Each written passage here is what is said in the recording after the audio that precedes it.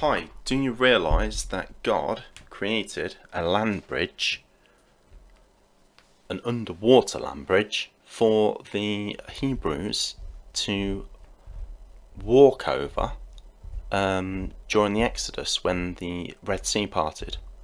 I just thought I'd bring this to light because I'm not sure if that many people really know it's there. It's a very interesting fact. Now, if you've got Google Earth, most people have, it's on your phone.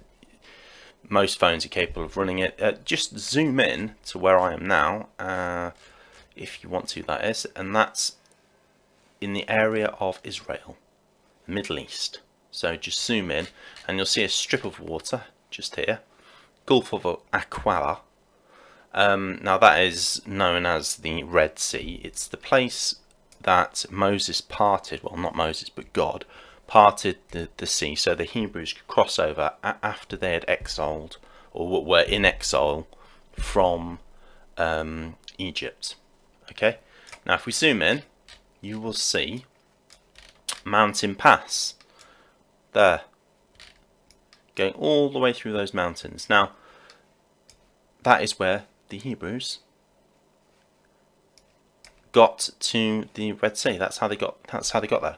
They went through the mountains, and they were pursued by the Egyptians, because the Egyptians, first of all, they let them go. The king of Egypt said, the Pharaoh said, I'll let them go. They left. Then he changed his mind and pursued them. Now, what would have happened is all the Hebrews would have gathered on this huge area here. That is definitely the place where the Hebrews gathered. There's other evidence to show you that, but I won't go into that too much because this video would just end up being too long. There's various references in that area. You just have to take my word for it. You could always do some research on Google. Now, so all the Hebrews gathered here, and let's just try and get this into perspective. There was probably around 2 million Hebrews.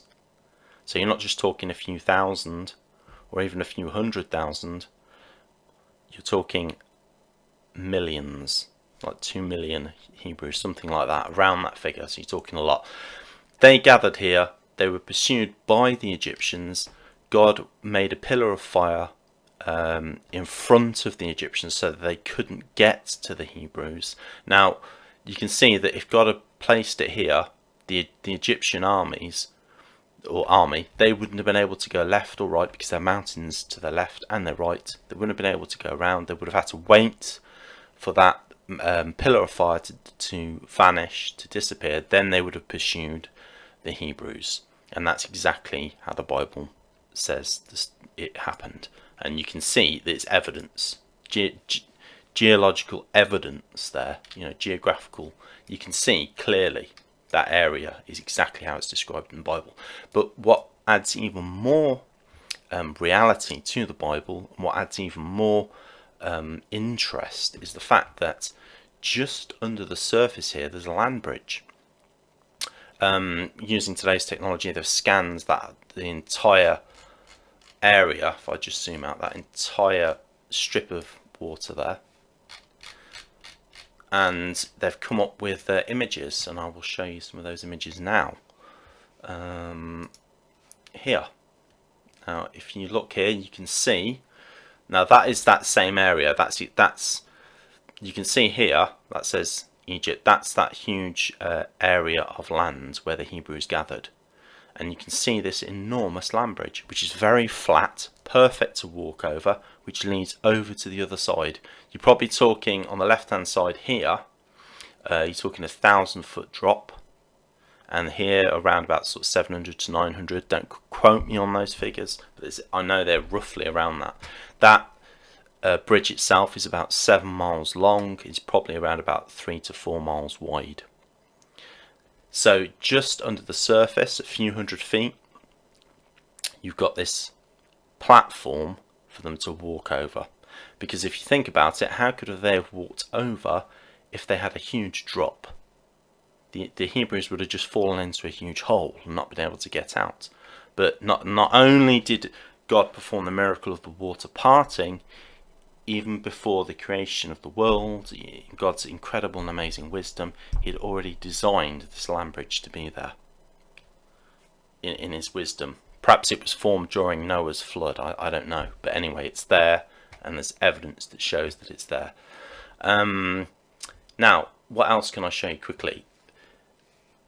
I'll quickly go back to Google Earth. Now, even more reality to the Bible, to the Exodus. If you zoom out, you can see these areas here: Wilderness of Sin, Mount Sinai, Gold Calf. They're all there. You can research them. They've found these places. It's like Mount Sinai. I'll explain briefly. I won't show you any pictures, but Mount Sinai, there's an area that's cordoned off due to borders, and I won't go into it. But anyway, the tops of the mountains are scorched, and they don't know how they got scorched. But if you look into God and what he did on Mount Sinai, you'll know that it was his power that scorched the tops of those mountains. Not only that, Wilderness of Sin. And in these areas are exactly what's described in the Bible. For example, we have this huge area here. Moses, when all the Hebrews went over into the desert, they were all thirsty, and he struck a rock. It split, and out of it came water. Now, if you look at this picture here, you can see this white figure here. That gives you some kind of scale as to how big this thing is, this whole area. This man here is tiny in comparison. And I don't know what your mental image of that rock that Moses hit when it split, how big it was. But I certainly was surprised, because I imagined it to be relatively small, and I was amazed to see just how big it was. And here it is. This is the rock. How do we know that? It's in the exact geographical location. Not only that, all this area around this rock has been surveyed. There's loads of other rocks, as you can see, and huge boulders, etc. They're all smoothed. They've all been smoothed over by water. And we're talking in the middle of the desert. It's impossible.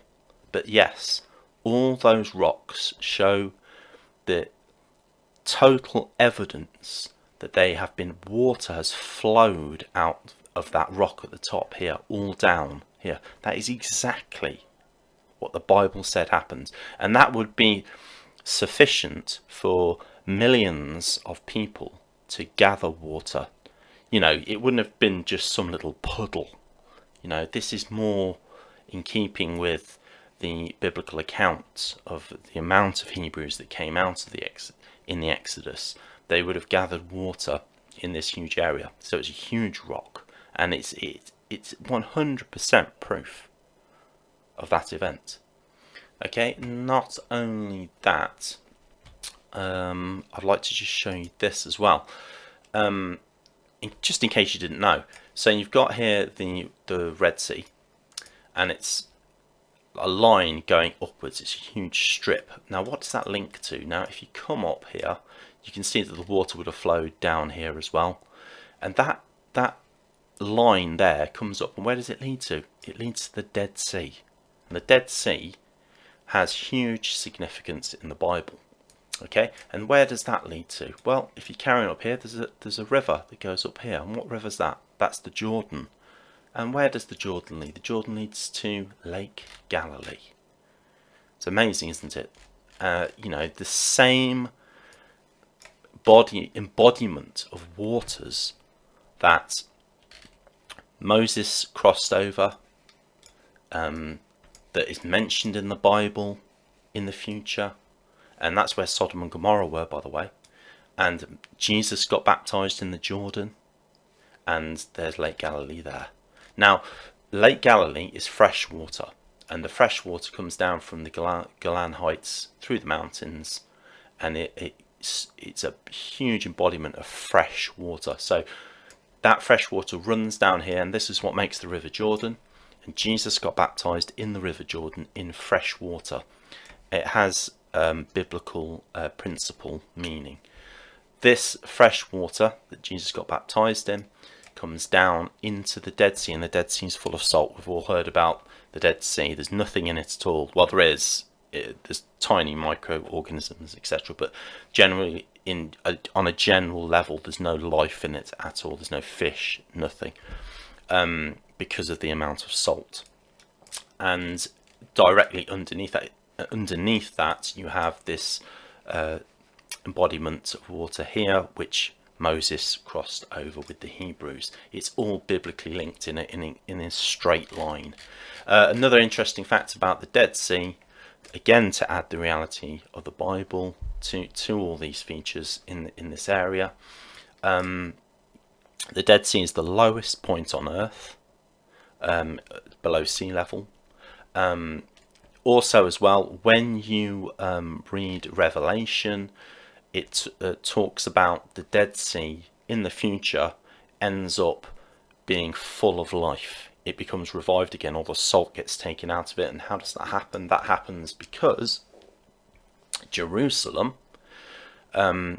Jesus' feet touch the Mount of Olives, and it splits in two, and out of it comes water, a water that's got supernatural power in it by God, and that flows into the Dead Sea, and the Dead Sea ends up having in it more species of fish than the entire Mediterranean itself. So if I zoom out here, you can see just how big the Mediterranean actually is. So you imagine how many species of fish are in the Mediterranean. Absolutely massive embodiment of water. And then you've got this tiny little bit here, the Dead Sea. So it's gone from dead to life, abundant life, and again, it's a biblical principle. It's showing that Jesus, when he reigns for his millennial reign, after he comes back to earth after the tribulation, he will establish his kingdom on earth. It will start for 1,000 years anyway, and from that life, abundant life, will come back. You know, he has authority over death. He has authority over all things. He is God's son. So this is showing the power that God has. Not only that, just a quick bit of insight here. They have actually found a huge fault line on the Mount of Olives, because I said that the Mount of Olives will split and out of it will flow water. They have actually found a huge fault line running through the Mount of Olives, which is very interesting again. So it's all set up, ready to happen. So there you have it. I thought those facts might be interesting, and I hope you've learned something, and it's been perhaps a little bit interesting for you as well. Please leave some comments. Okay,